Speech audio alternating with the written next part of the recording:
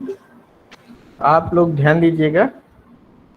पिछली क्लास में हम लोगों ने रूसो के शैक्षिक चिंतन के अंतर्गत शिक्षा का संप्रत्यय, शिक्षा के उद्देश्य और शिक्षा की पाठचर्या, साथ ही शिक्षण विधियों के संदर्भ में डिस्कस किया था।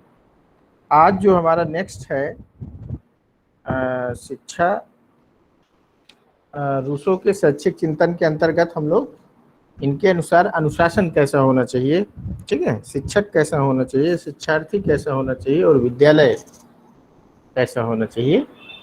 तो अनुशासन, शिक्षक, शिक्षार्थी और विद्यालय के संदर्भ में हम लोग रूसो के विचार पढ़ेंगे, ठीक है। तो आइए शुरू करते हैं, देखते हैं किस तरह के अनुशासन की बात रूसो करते थे। तो देखिए, अनुशासन के संबंध में जो रूसो हैं उनके विचार जो है अन्य जो अभी आपने थिंकर्स पढ़े हैं उनसे एकदम अलग थे। ठीक, देखिए, ये मनुष्य को जन्म से ही शुद्ध मानते थे, जैसा कि हम लोगों ने पिछली क्लास में भी डिस्कस किया था कि ये हमेशा कहते थे कि मनुष्य ईश्वर की एक अनुपम कृति है, लेकिन वो जैसे ही मनुष्य के संपर्क में या समाज के संपर्क में आता है वैसे ही क्या हो जाता है, दूषित हो जाता है, तमाम सारी बुराइयों से लिप्त हो जाता है, ठीक है, या परिपूर्ण हो जाता है। ठीक,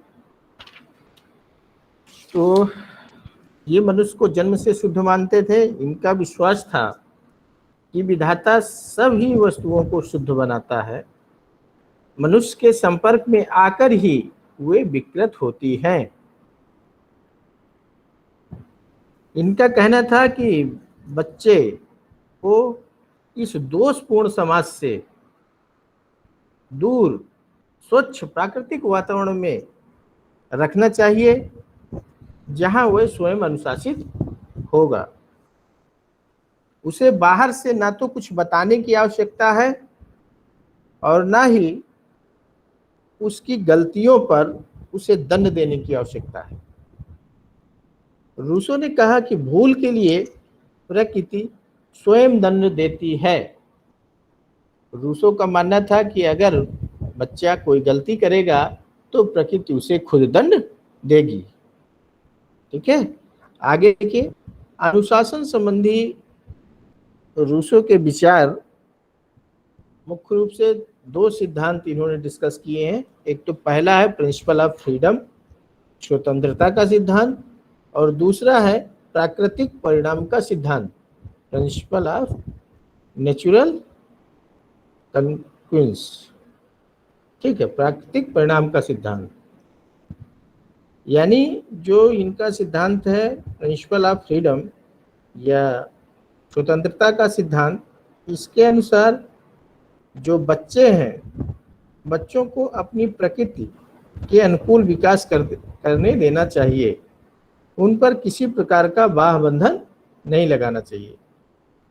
ठीक, पहला सिद्धांत क्या कहता है कि जो बच्चे हैं उनका जो डेवलपमेंट है वो नैसर्गिक शक्तियों के रूप में होना चाहिए, किसी तरह का उनके ऊपर हस्तक्षेप नहीं होना चाहिए, किसी का भी हस्तक्षेप नहीं होना चाहिए, बल्कि उन्हें स्वतंत्र रूप से विकास के अवसर दिए जाए।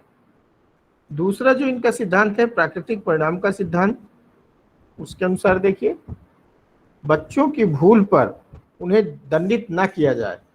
कहते थे अगर बच्चे कोई गलतियां करते हैं तो उन्हें दंड देने की आवश्यकता नहीं है, बल्कि प्रकृति उन्हें स्वयं दंड देगी, नेचर उन्हें जो है वो दंड देगी। बुरे कार्यों से उन्हें दुख होगा और अच्छे कार्यों से उन्हें सुख की अनुभूति होगी। इस प्रकार सुख और दुख के आधार पर वे क्रियाओं का चुनाव करेंगे। ठीक है, जो विद्यार्थी है वो सुख और दुख के आधार पर क्रियाओं का चयन करेंगे और स्वयं से अनुशासित होने लगेंगे। रूसो के विचार से यही सच्चा अनुशासन है।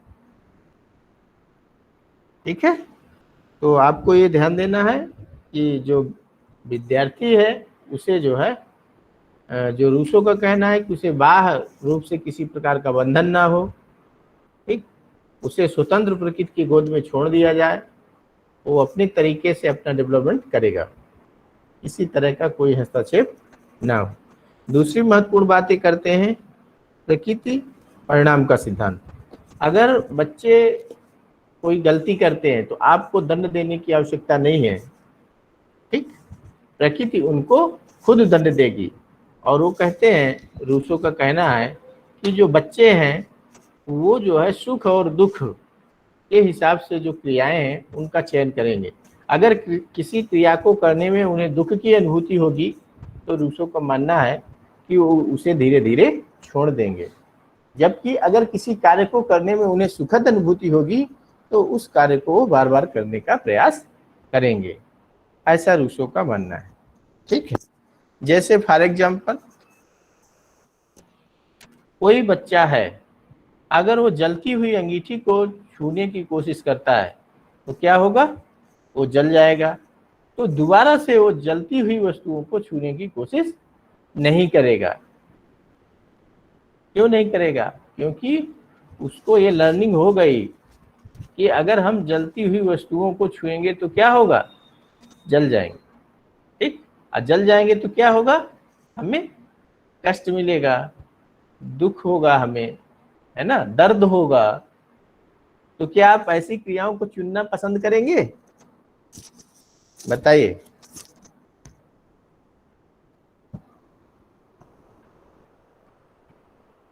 नो सर, नहीं करेंगे, है ना। ठीक है, अगर कोई क्रिया ऐसी है जिसमें आपको सुखद अनुभूति हो रही है तो आप उस कार्य को बार बार करेंगे। ठीक है, तो रूसो भी ये कहते हैं कि जो बच्चे हैं उन्हें आपको दंड देने की आवश्यकता नहीं है, वो बुरे कार्यों से उन्हें दुख होगा और अच्छे कार्यों से उन्हें सुख की अनुभूति होगी, और इसी आधार पर वो दुख और सुख के आधार पर क्रियाओं का चुनाव करेंगे, और इसी को जो है रूसो सच्चे अनुशासन की संज्ञा देते हैं। अब देखिए शिक्षक के संदर्भ में, समाज के विरोध में रूसो ने सामाजिक प्राणी शिक्षक को भी दोषपूर्ण बताया।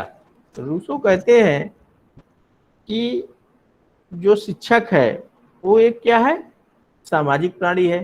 क्यों? क्योंकि वो समाज में रहता है ना, इसलिए वो शिक्षक भी क्या है, दोषपूर्ण है। क्यों दोषपूर्ण है?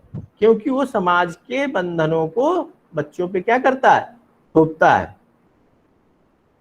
इसलिए जो शिक्षक है वो भी दोषी है, और बच्चे की शिक्षा से उसे हटा देने की बात कही। रूसो ने क्या कहा कि बच्चे की शिक्षा में जो शिक्षक है उसका कोई रोल नहीं होना चाहिए, पर्दे के पीछे का रोल होना चाहिए। यानी शिक्षक को जो है एकदम से गौण रूप है, जो द्वितीय स्थान है वो मिला हुआ, और शिक्षार्थी को प्रथम स्थान। ठीक है, मतलब शिक्षक की भूमिका ना के बराबर है। रूसो तो कहते हैं कि हटा दीजिए बच्चों की शिक्षा से। क्यों? क्योंकि शिक्षक मानेगा ही नहीं, उनके स्वतंत्र डेवलपमेंट में हस्तक्षेप करेगा। कभी कहेगा ये ना करो, कभी कहेगा ऐसा करो, कभी कहेगा वैसा करो। ठीक है, अपने तरीके से उसे डेवलपमेंट करने की कोशिश करेगा। अब वही चीजें जो है क्या है, रूसो के अकॉर्डिंग ठीक नहीं है। उसे प्रकृति की गोद में छोड़ दीजिए, ठीक है, उसे स्वतंत्र रूप से विचरण करने दीजिए। जब उसकी इच्छा होगी तब पढ़ेगा, ठीक है, जब उसकी इच्छा होगी तब खेलेगा, जब उसकी इच्छा होगी तब पेड़ों पे चढ़ेगा, जब उसकी इच्छा होगी तब पहाड़ पे चढ़ेगा, जब उसकी इच्छा होगी तो तालाब में तैरेगा। ठीक है, उसकी इच्छा की बात है, उसे कब करना है। ठीक है, अगर गहरी नदी में जाएगा तो डूब जाएगा, डूब जाएगा तो बताइए उसकी तो मृत्यु हो जाएगी। तो प्रकृति ने जो है ये कैसी बात कर दी, प्रकृति ने तो बहुत बड़ा दंड दे दिया, है ना। इसलिए मुझे लगता है कि जो बच्चा होता है वो अबोध होता है, उसको बिल्कुल ही जो है उसको स्वयं के सहारे नहीं छोड़ना चाहिए, छोड़ना चाहिए, कहीं ना कहीं उसे गाइडेंस की जरूरत है। ठीक है, भले ही पर्दे के पीछे रोल हो शिक्षक का, लेकिन होना जरूर चाहिए। ये बताने वाला हो कि बहुत गहरी नदी में मत जाना बेटा, बहुत अंदर तक ना जाना, अगर अंदर तक जाओगे तो डूब सकते हैं, उसमें आपकी जान भी जा सकती है ना। क्योंकि बच्चा तो अबोध है, उसे इस चीज का ज्ञान ही नहीं है कि नदी कितनी गहरी है। वो चला गया और आप कह रहे हैं उसे रोकना नहीं है, प्रकृति उसे खुद दंड देगी। तो प्रकृति ने तो उसे मृत्युदंड दे दिया, तो ये कहाँ तक उपयुक्त है, आप मुझे बताइएगा रूसो के विचार। सो प्लेजर ठीक तो है। गलत चीज नहीं मिल सकता है, जो रूशो ने कहा है कि प्लेजर जिसमें मिलेगा उसके पीछे बच्चा जाएगा, तो प्लेजर तो गलत चीजों में ही मिल सकता है बच्चे को। बिल्कुल बिल्कुल बिल्कुल हो सकता है ना। सही गलत बताने के लिए तो होना चाहिए ना, क्योंकि बच्चा तो अवबोध है। गलत करें, पता चले उसे पबजी जैसे खेल खेलने में मजा आता है, क्यों छवि? अब सही वो है सर। उसी को खेलना चाहता है, तो पता चले किसी दिन लटक जाएगा, तब क्या होगा? तो आप देखिए कि रूसो के विचार जो है कहाँ तक आज के समय में प्रासंगिक है, ये आपको देखना है। ये उनके व्यक्तिगत विचार है, ठीक है। तो इन्होंने कहा कि जो शिक्षक है वो क्या है, एक सामाजिक प्राणी है और समाज में रहता है, वो सामाजिक बंधनों को जरूर बच्चों के ऊपर थोपेगा। इसलिए शिक्षक को क्या है, इन्होंने क्या कहा, दोषपूर्ण बताया और कहा कि बच्चों की शिक्षा से उसे हटा देने चाहिए, ठीक है। परंतु यह तो केवल इनका विरोध मात्र था, ये मतलब ऐसा विरोध में कहे जाते थे। ध्यान दीजिएगा, जब इन्होंने एमिल की शिक्षा में परिवार और विद्यालय एवं शिक्षक के महत्व को इन्होंने स्वयं स्वीकार किया, परंतु शिक्षक को ये अनुदेशक के रूप में कभी नहीं देखना चाहते थे। अनुदेशक मतलब गिवन टू इंफॉर्मेशन, जो शिक्षक सूचनाएं प्रदान करता है, ठीक है। तो ये शिक्षक को कभी अनुदेशक के रूप में नहीं देखना चाहते थे, बल्कि ये कहते थे कि शिक्षक का कार्य बच्चे के प्राकृतिक विकास में सहायता करना है। वह अनुदेशन नहीं देगा, अपितु बच्चे के विकास के लिए क्या करेगा, पर्यावरण तैयार करेगा, इन्वायरमेंट तैयार करेगा। वह उपदेश नहीं देगा, बच्चे को उपदेश नहीं देगा, अपितु क्या करेगा, बच्चे को स्वयं करने एवं स्वयं देखने एवं स्वयं निर्णय निकालने के अवसर देगा, ठीक है। बच्चे को क्या करेगा, किसी भी प्रकार का उपदेश नहीं देगा, बल्कि क्या करेगा, बच्चे को स्वयं करने एवं स्वयं देखने एवं स्वयं निर्णय लेने के लिए जो है अवसर उपलब्ध कराएगा, ठीक है। यह उनका नियंत्रक नहीं होगा। विद्यार्थियों का जो शिक्षक है वो क्या होगा, नियंत्रक नहीं होगा, बल्कि क्या होगा, सहायक के रूप में कार्य करेगा। तो ठीक है, आपको रूसो के शिक्षक संबंधी विचार समझ में आ गए। तो शिक्षक की भूमिका क्या है, शिक्षक की भूमिका सिर्फ ये है कि एक अच्छा जो पर्यावरण है वो तैयार करे, जिसमें बच्चे स्वयं करके, ठीक है, स्वयं के द्वारा सीखेंगे और स्वयं निर्णय निकालने में सक्षम होंगे, ठीक है। दूसरी महत्वपूर्ण बात, शिक्षक का बच्चों के ऊपर किसी तरह का नियंत्रण नहीं होगा, ठीक है, बल्कि क्या होगा, वो उनको सीखने में सहायता करेंगे। क्लियर है, आगे बढ़े। Yes sir. देखिए शिक्षार्थी के संदर्भ में रूसो के विचार, रूसो बेस्ट युवादी थे। बेस्ट युवादी का क्या तात्पर्य है, मतलब जो व्यक्ति है या बालक है उसके व्यक्तित्व का आदर करते थे, है ना, उसे अपने वैयक्तिक विकास के लिए स्वतंत्रता देने के पक्ष में थे। कोई भी बालक है, कोई भी व्यक्ति है, उसकी जो व्यक्तिगत विशेषताएं हैं, इंडिविजुअल डिफरेंसेज, ठीक है, उसके आधार पर वो अपना विकास कर सकता है, ठीक। इनका विश्वास था कि प्रत्येक मनुष्य जन्म से शुद्ध होता है और उसमें कुछ जन्मजात शक्तियां होती हैं जिनके आधार पर वह अपना विकास करता है। उसका यह विकास सच्चे रूप में तभी हो सकता है जब वह कृत्रिम वातावरण से दूर रखा जाए। जो एक वातावरण आप तैयार करते हैं, जो कृत्रिम वातावरण है या बनावटी वातावरण है, उससे आप दूर रखिए। वह अपने कार्यों विचारों को प्रकट करने में क्या हो, स्वतंत्र हो। यही कारण है कि इन्होंने शिक्षा के क्षेत्र में सबसे अधिक महत्व विद्यार्थी को दिया है। इन्होंने बच्चे की नैसर्गिक प्रवृत्तियों के स्वाभाविक विकास, नेचुरल डेवलपमेंट को ही शिक्षा की संज्ञा दी है। बच्चे की जो नैसर्गिक शक्तियां हैं या नैसर्गिक प्रवृत्तियां हैं, उनका किस तरह से विकास होना, स्वाभाविक विकास होना ही क्या है, शिक्षा है, अकॉर्डिंग टू रूसो, ठीक। इन्होंने कहा कि व्यक्ति को अपने स्वाभाविक विकास करने के अवसर देने चाहिए उन्हें किसी प्रकार के बंधन में न रखा जाए, बच्चों को अभिव्यक्ति की पूर्ण स्वतंत्रता होनी चाहिए। यहाँ तक कि इन्होंने सामाजिक नियम एवं नैतिक आचरण के बंधनों से भी बच्चे को मुक्त करने की बात कही है। ठीक है, किसी भी प्रकार का सामाजिक नियम, नैतिक आचरण या सामाजिक बंधन से बच्चों को क्या रहना चाहिए, मुक्त रखना चाहिए। परंतु इस मुक्ति से इनका अर्थ दूसरे को हानि पहुंचाने की छूट देना कदापि नहीं है। रूसो ने शिक्षार्थी को शिक्षा का केंद्र बना दिया और उसकी पूरी शिक्षा का विधान उसकी जन्मजात शक्तियों जन्मजात शक्तियों, रुचियों एवं आवश्यकताओं के अनुकूल किया। इन्होंने स्पष्ट किया कि भिन्न भिन्न आयु वर्ग के बच्चों की शक्ति, रुचि एवं रुझान भिन्न भिन्न होती है, अतः भिन्न भिन्न आयु स्तर पर भिन्न भिन्न पाठचर्या का नियोजन होना चाहिए। को छोटा प्रौढ़ समझने की भूल कभी नहीं करनी चाहिए। ठीक, तो ये चाहते थे कि जो विद्यार्थी है उसको पूरी स्वतंत्रता मिलना चाहिए और जो उसकी व्यक्तिगत विशेषताएं हैं, इंडिविजुअल डिफरेंसेस है, उसके आधार पर उसके शिक्षा का ताना बाना बनाया जाना चाहिए। ठीक, तो ये ध्यान रखिएगा। नेक्स्ट, विद्यालय के संदर्भ में रूसो के विचार। रूसो अपने समय के समाज एवं सामाजिक संस्थाओं से बहुत ज्यादा असंतुष्ट थे और इन्होंने अपने समय के विद्यालयों की व्यवस्था को भी दोषपूर्ण बताया और उनका विरोध किया।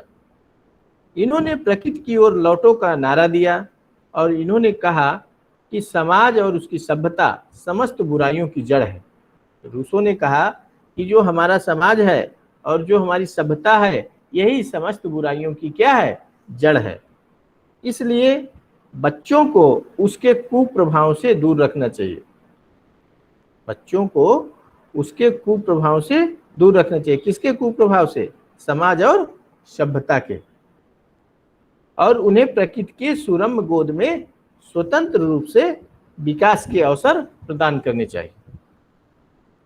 इस प्रकार विद्यालयों को ये समाज से दूर प्रकृति के सुरम्य गोद में स्थापित करने के पक्ष में थे। इन्होंने इस बात पर बहुत बल दिया कि विद्यालयों में बच्चों को पूर्ण स्वतंत्रता होनी चाहिए, उन्हें किसी भी प्रकार के नियंत्रण में नहीं रखना चाहिए। विद्यालय की समय सारणी, टाइम टेबल को भी इन्होंने एक बंधन बताया और कहा इसकी कोई आवश्यकता नहीं है। विद्यालय में जो समय सारणी है उसकी कोई आवश्यकता नहीं है। बच्चे किसी भी समय कुछ भी कार्य करने के लिए क्या है, स्वतंत्र होने चाहिए। शिक्षक का कार्य केवल इतना होना चाहिए कि वे उनके स्वतंत्र विकास के लिए पर्यावरण का निर्माण करें। रूसो के अनुसार विद्यालयों में शिक्षकों को बच्चों के सहयोग के रूप में कार्य करना चाहिए, ना कि अनुदेशक के रूप में। फिर यहाँ पर रूसो कह रहे हैं कि जो शिक्षक है उसे विद्यालय में एक अच्छा वातावरण तैयार करना चाहिए जिसमें उनको स्वयं सीखने के अवसर मिले, स्वयं निर्णय ले सकें। ठीक है। और दूसरी महत्वपूर्ण बात कि शिक्षक जो है अनुदेशन के रूप में नहीं बल्कि सहायक के रूप में होना चाहिए। ठीक है, सहयोगी के रूप में होना चाहिए, ना कि अनुदेशक के रूप में। उन्हें बच्चों को दंड नहीं देना चाहिए। शिक्षक को बच्चों को दंड नहीं देना चाहिए, अपितु उनसे प्रेम करना चाहिए, उनके साथ सहानुभूति रखनी चाहिए और उनके कार्यों में हाथ बटाना चाहिए। ठीक है। शिक्षकों को विद्यालयों का पर्यावरण इतना सरल, मधुर एवं शुद्ध रखना चाहिए कि बच्चे अपना स्वाभाविक सरल एवं शुद्ध विकास कर सके। रूसो कहते थे कि जो शिक्षक हैं उनको विद्यालय का जो पर्यावरण है वो इतना सरल, मधुर एवं शुद्ध रखना चाहिए कि बच्चे अपना स्वाभाविक सरल एवं शुद्ध विकास कर सकें। ओके, तो विद्यालय संबंधी विचार आपको समझ में आए? रूसो किस तरह के विद्यालय की बात करते हैं बताइए।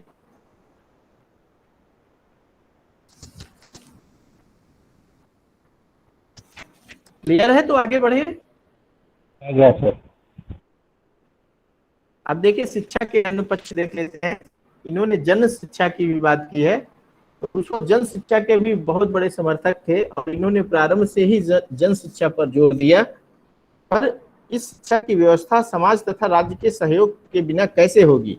जन शिक्षा के संदर्भ में कहते थे कि जब तक राज्य और व्यक्ति सहयोग नहीं करेगा तब तक जन साधारण तक जो शिक्षा की पहुंच है वो संभव नहीं है।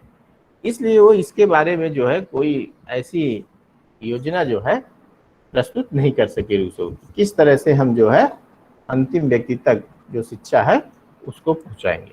ठीक, अब देखिए स्त्री शिक्षा के संदर्भ में रूसो स्त्री और पुरुष की शिक्षा में अंतर रखना चाहते थे। ठीक, और इनके अनुसार जो पुरुष है वो स्त्री के कार्य क्षेत्रों में भिन्न है। दोनों के जो पुरुष और स्त्री है दोनों के कार्य क्षेत्र में ये जो है भिन्नता की बात करते हैं। ठीक है, तो ये कहते थे जो पुरुष और स्त्री हैं उनके कार्य क्षेत्र में क्या है, भिन्नता है, और उन्हें इस भिन्नता के आधार पर ही अपना अपना विकास करने देना चाहिए। ये स्त्रियों को गृह शिक्षा की शिक्षा देने के पक्ष में थे। ये स्त्रियों को फैशन परास्त नहीं देखना चाहते थे। ठीक है, इसलिए उन्हें किसी उद्योग अथवा व्यवसाय की शिक्षा देने का विरोध करते थे। ठीक है, ये रूसो का जो है व्यक्तिगत विचार था, इस विचार से हम सहमत नहीं हैं। ठीक है, आगे देखिए व्यवसायिक शिक्षा। रूसो शिक्षा द्वारा मनुष्य को सुखपूर्वक जीने के लिए सक्षम बनाने पर बल देते थे और इसके लिए पुरुषों को जीविकोपार्जन हेतु व्यवसायिक शिक्षा और स्त्रियों को गृह कार्यों को निपुणता के साथ करने हेतु गृह शिक्षा की बात करते थे। ठीक है, धार्मिक और नैतिक शिक्षा की भी बात करते थे। रूसो जीवन भर समाज, धर्म और राज्य का खुलकर विरोध किया, परंतु वास्तविकता यह है कि ये समाज विरोधी नहीं थे, तत्कालीन दूषित समाज विरोधी थे, जो उस समय तत्काल उस समय की परिस्थितियों में जो समाज में बुराइयां थीं उसका विरोध कर रहे थे। ये धर्म के विरोधी नहीं थे, तत्कालीन चर्च द्वारा सामान्य जनता के शोषण के विरोधी थे। ये राज्य विरोधी नहीं थे, तत्कालीन निरंकुश शासन तंत्र विरोधी थे। इन्होंने अपनी पुस्तक एमिल और सोफिया दोनों के लिए धार्मिक और नैतिक शिक्षा की व्यवस्था की है, परंतु इनकी ये धार्मिक एवं नैतिक शिक्षा संकीर्ण नहीं है। ठीक है, यह मानव मात्र के प्रति प्रेम की शिक्षा है और सेवा की शिक्षा है, सत्य संकल्प की शिक्षा है, गुडविल की इच्छा है। ठीक है, तो ये चाहते थे कि उस समय क्या था कि राज्य में तत्कालीन जो परिस्थितियां थी उस समय जो है बहुत सारी समाज में बुराइयां थी जिससे जो है जनता का शोषण किया जा रहा था। इसीलिए रूसो जो है धर्म और समाज इन सब का विरोध करता था। ठीक है, ऐसा नहीं है कि वो राज्य विरोधी था या समाज विरोधी था।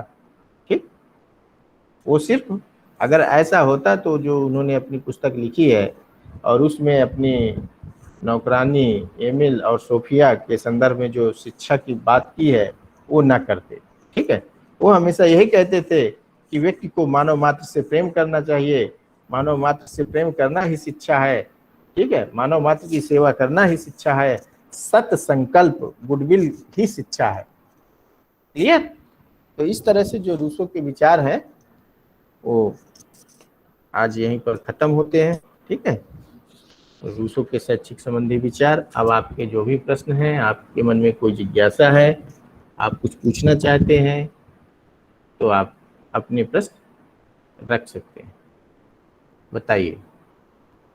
अब आपका सेशन है 6 मिनट के लिए, आपके पास 6 मिनट का टाइम है। आप इसमें अपना जो भी चीज़ें आपको कंफर्म नहीं है, कहीं कोई कंफ्यूजन है या कोई बात है आपकी जिज्ञासा है, आप रखना चाहते हैं तो बताइए या पूछना चाहते हैं।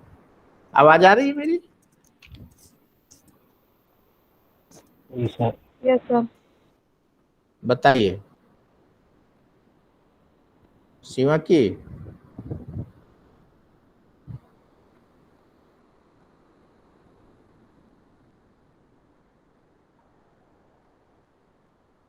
किसी विद्यार्थी को कुछ पूछना है?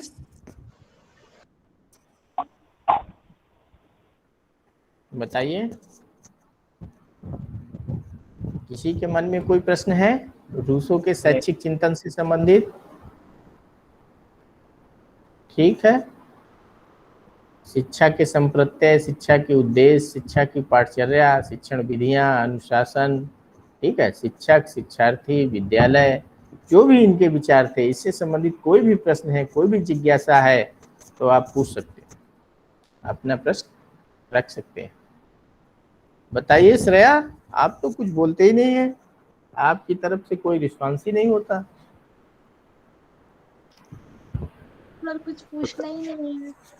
सब समझ में आ गया तो हम पूछे? बताइए, या तो आप पूछो या हम पूछे। सर जी। हाँ पूछे हेलो। दीपक। हाँ सर जी, शिक्षा के जो अन्य पक्ष थे हाँ उसमें सर वो महिलाओं को जो व्यावसायिक शिक्षा वाला जो लाइन था सर, उसको थोड़ा सा और बता दीजिएगा। अच्छा अच्छा अच्छा अच्छा, चलिए अभी दीपक बता। रूसो के स्त्री शिक्षा संबंधी जो विचार थे, तो रूसो कहता था कि जो स्त्री और पुरुष हैं उनके जो कार्य क्षेत्र है उसमें भिन्नता है। अकॉर्डिंग टू रूसो बता रहा हूं दीपक, ठीक है। रूसो ओके कहते सर। थे कि जो स्त्रियां हैं वो घर का काम करती हैं, है ना, तो उन्हें गृह कार्य में जो है निपुणता होनी चाहिए, अकॉर्डिंग टू रूसो। और जो पुरुष है उसे जो है व्यवसायिक शिक्षा दी जानी चाहिए, किसी भी एक व्यवसाय में उसे प्रशिक्षित किया जाना चाहिए, ठीक, ऐसा रूसो का मानना था। दूसरी महत्वपूर्ण बात थी कि वो कहते थे कि जो स्त्रियां हैं, स्त्रियों को फैशन परास्त नहीं देखना चाहते थे, और वो कहते थे कि इनको जो है उद्योग और व्यवसाय की शिक्षा ना दी जाए। किनको? स्त्रियों को। तो ये उनका व्यक्तिगत मानना था, ठीक है। और वो पुरुषों को जो है व्यवसायिक शिक्षा देने के पक्ष में थे, स्त्रियों को देने के पक्ष में नहीं थे। वो कहते थे इनको घर तक ही सीमित रखा जाए, घर के कार्यों में निपुणता लाई जाए, ठीक है, गृह कार्य की शिक्षा दी जाए। ये रूसो का मानना था। वर्तमान परिप्रेक्ष्य में रूसो की बात प्रासंगिक है नहीं है। या नहीं, ये आप लोग बताएं। क्या रूसो सही कह रहे थे? नहीं सर। दीपक? बिल्कुल सहमत था, हम भी सहमत नहीं है, ठीक है। तो किसी भी तरह का भेदभाव नहीं होना चाहिए, दोनों को समान अवसर मिलना चाहिए, चाहे स्त्री हो या पुरुष हो, ठीक। और वो अपनी क्षमता के अनुसार, अपनी व्यक्तिगत विशेषताओं के आधार पर वो सीखेगा, ठीक है, आगे बढ़ेगा, ठीक है। हमारा काम है शिक्षा के समान अवसर उपलब्ध कराना, ठीक है, सभी के साथ बिना किसी भी भेदभाव के शिक्षा प्रदान करना, ठीक है, न धर्म के आधार पर, न जन्म के आधार पर, न लिंग के आधार पर, ठीक है, किसी भी आधार पर जो है, न जाति के आधार पर, किसी भी आधार पर हमें भेद नहीं करना चाहिए, बल्कि हमारे मस्तिष्क में एक ही बात होनी चाहिए कि हम मनुष्य हैं, हमें मनुष्य से, मानव मात्र से क्या करना चाहिए? प्रेम करना चाहिए, मानव की सेवा करना चाहिए, और सत्य संकल्प, गुडविल की इच्छा रखनी चाहिए, ठीक है, या गुडविल जैसे कार्य हमको करने चाहिए, ठीक है, हमारे कार्यों से किसी को तकलीफ ना हो, ठीक, क्लियर है? और कुछ दीपक? नहीं सर, ठीक है। तो उसके पीछे सिर्फ इतना ही था कि वो स्त्रियों के संदर्भ में जो उसके विचार थे वो थोड़ा अटपटे थे, यूं कहें कि उसको स्त्री प्रेम नहीं मिला, इसलिए उसकी जो स्त्रियों के संदर्भ में नकारात्मकता है वो डेवलप हो गई, और उसी को ध्यान में रख के उसने जो है अपनी बातें कही है, इसलिए ये बिल्कुल भी प्रासंगिक नहीं है, ठीक है। हालांकि रूसो ने बहुत अच्छी अच्छी बातें की है, बाल केंद्रित शिक्षा की बात की है, और जो शिक्षण विधियों की बात की है, स्वयं करके सीखना, है ना, लर्निंग बाय डूइंग, ठीक है, और आपको जो है खुद से निर्णय लेना, बहुत सारी चीज़ें जो उन्होंने कही है, ये बहुत ही साइंटिफिक बातें हैं, ठीक है। और एक बात जो उन्होंने ये कही कि शिक्षक का रोल बिल्कुल भी नहीं होना चाहिए, तो मैं इस बात से सहमत नहीं हूँ, क्योंकि बच्चे जो है छोटे होते हैं और बोध होते हैं, उन्हें सही और गलत का ज्ञान कराने के लिए कोई ना कोई जो है उनका मार्गदर्शक के रूप में होना चाहिए। हम बिल्कुल भी रोल से नकार नहीं सकते हैं, बल्कि ये कह सकते हैं कि उसके स्वतंत्र डेवलपमेंट में या उसके प्राकृतिक विकास में किसी प्रकार का बिना हस्तक्षेप किए सहयोग करना चाहिए, है ना। उसे सही गलत जरूर बताना चाहिए, क्या चीजें आपके लिए ठीक है क्या ठीक नहीं है। क्यों? क्योंकि उस समय आप उतने परिपक्व नहीं होते हैं। जैसे छवि मिश्रा कह रही थी कि सर वो जो दुखद कार्य हैं और सुखद कार्य हैं उनका चयन किस हिसाब से करेगा। ठीक है, दुख वाले कार्य जिसमें कष्ट मिलेगा उसे तो छोड़ देगा, लेकिन जो सुखद कार्य हैं उनसे जो है उसका नुकसान भी तो हो सकता है, नहीं हो सकता? हो सकता है। इसलिए हमें जो है ये बताना पड़ेगा कि आज इस समय आपके लिए क्या उपयोगी है, ठीक है, क्या ठीक है क्या सही नहीं है, ये तो बताना ही पड़ेगा बच्चे को। इसलिए आदर्शवाद और प्रकृतिवाद दोनों को साथ में लेके चलेंगे, ठीक है। आदर्शवाद क्या कहता है? आदर्शवाद शिक्षक के संदर्भ में कहता है कि जो शिक्षक है वो एक माली की भांति है।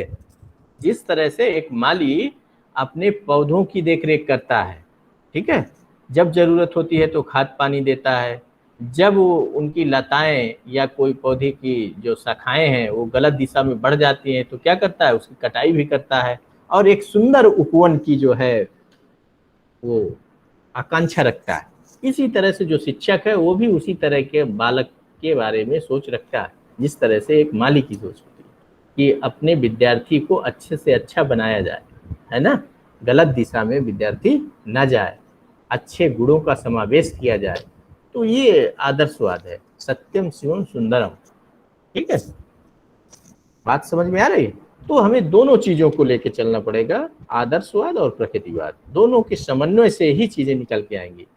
हम बिल्कुल स्वतंत्रता नहीं दे सकते हैं, लेकिन हाँ हम स्वतंत्रता उनको देंगे जहां तक उनकी जरूरत है, ठीक है। अगर उनकी स्वतंत्रता से दूसरे की स्वतंत्रता बाधित हो रही है या उनकी स्वतंत्रता से उनका ज्यादा नुकसान हुआ जा रहा है, ऐसा नुकसान जो ठीक नहीं है, तो फिर उस पर हमें अंकुश लगाना चाहिए। ये मेरा व्यक्तिगत मानना भी है और आदर्शवाद भी यही कहता है। अब आप लोग बताएं। तो क्लास को समाप्त किया जाए, बताइए। नेक्स्ट क्लास का समय हो गया है। जी सर। ओके ओके, जाइए आप लोग।